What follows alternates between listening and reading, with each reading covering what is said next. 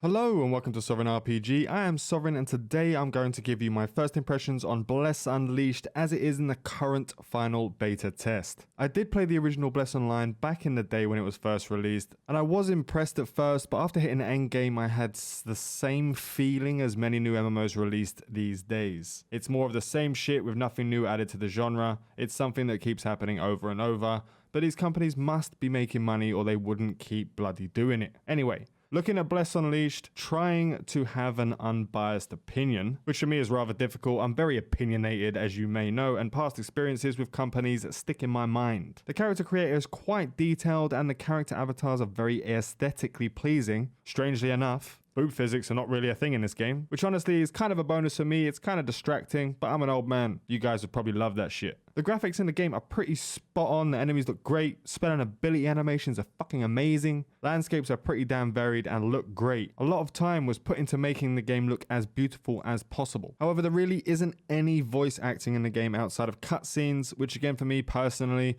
look and feel amazing to watch. Plenty of eye candy to look at if you are into that kind of thing. One of my biggest gripes is that the UI feels very cluttered with a lot of shit on the screen at once. The options menu is not very intuitive and literally took me a good few minutes to find out how to even quit the bloody game. But that's probably just me being an idiot, which is most likely. The tutorial is pretty straightforward and explains really well the core mechanics of the game, from your combo attacks to boss mechanics and movement. Now, those that know me know I hate action combat. Not because I'm bad at it, which is the usual response I get when saying I hate action combat. You only hate it because you suck at it. I hate it because I'm stuck in the past and love old school tab target MMOs. One day I might grow out of this, but I think I'm pretty much too far gone for that. Let me know down below if you prefer the old school tab targeting like your Dark Age Camelots, your World of Warcrafts, and your Star Wars The Old Republics, or the action style combat like your Elder Scrolls Online and your Black Desert Online, etc, etc. Even though I hate action style combat with reticules, this game does have a sort of hybrid where you can lock onto an enemy with the middle mouse button and you will focus your combos and abilities on that target. So I found myself quite enjoying the combat in Bless Unleashed. My main issue is,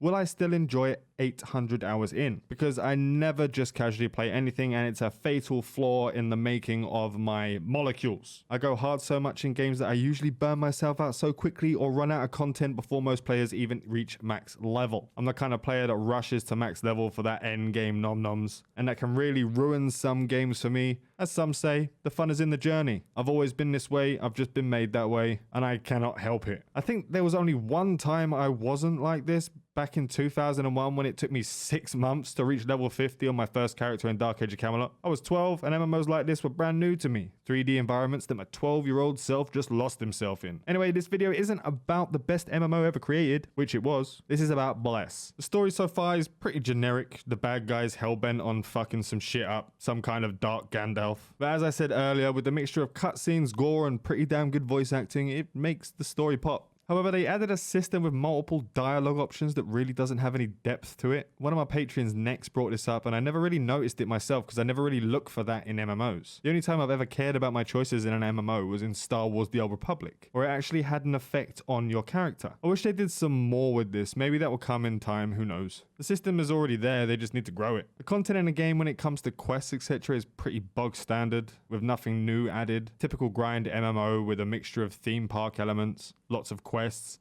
picking up this shit, dropping off that shit, kill this many mobs, save that many citizens. Nothing new here at all. Although I do really like the fact that there are sort of world bosses that are much stronger than other mobs in the area, with their own mechanics that require many players to help each other in order to complete the quest. I like the idea of having to group up with others for some of the content and not just be solo the entire time. There really wasn't that much time to get far in Bless Unleashed, the final beta, as it was only available for a few short days, so I couldn't test out the end game, which could mean one of two things. The devs want the end game to be only available for the release, or it doesn't really have one. Me being the pessimistic bastard that I am, from my previous experience with Bless, I would probably go with the latter. But that pretty much sums up my first impressions of the core of Bless Unleashed. I'll probably give it a go at launch if I'm not balls deep in the Burning Crusade by then, wasting my life away on a game that was released over a decade ago. Nostalgia is a bitch. I would say if you're into Korean MMOs with pretty visuals and action style combat systems and storytelling, definitely give this one a go. It has got some potential, although you can never really tell with MMOs. There's always the beginning part, which is always so much fun, starting out at the beginning and getting everything going and meeting new people, and there's always the fun part, but then you get to the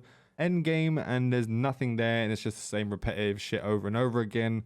It's been the same way for 20 years. The only time I haven't had this feeling is with MMOs that have based themselves around PvP endgame. As you can always fight different people, there's always different fights going on, different sizes of fights. You can go do some solo stuff, you can group up, you can zerg. It's the only time I've never really felt like I was repetitively doing something over and over and over again is games like Dark Age of Camelot. I talk about that game a lot because it is literally my favorite MMO ever created. I had a lot of fun with that damn game. However, if you are looking for something new in the MMO genre, this is not it. It's pretty generic in all ways apart from the graphical upgrades, and you'll probably get bored the shit out of just by playing this game as it's the same as everything else that's been coming out in the past. Even though this game did come out previously a long time ago, it came out again on the consoles, so it has been growing on the consoles. I don't know how well it's been doing there. I haven't really done much information checking on that so far. But I can see this game doing well at the beginning and then have a slow drop off quite quickly as it gets towards the end game, because there's really just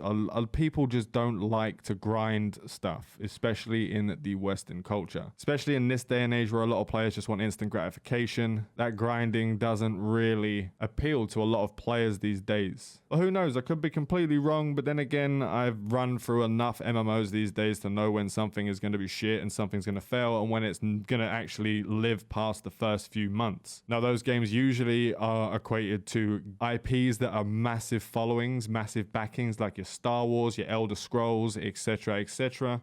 So those games will always do well because they have a loyal fan base and there are people that want to get involved in that world. Right, so that's all we have for today. Remember to like and sub if you haven't already. Fly safe and avoid local chat scams. I want to say a huge thank you to all my patrons. Without you guys, I wouldn't be able to continue doing what I'm doing. If you'd like to find out how to become a patron and how to get early access to my content, please look down in the description. Fly safe and avoid local chat scams.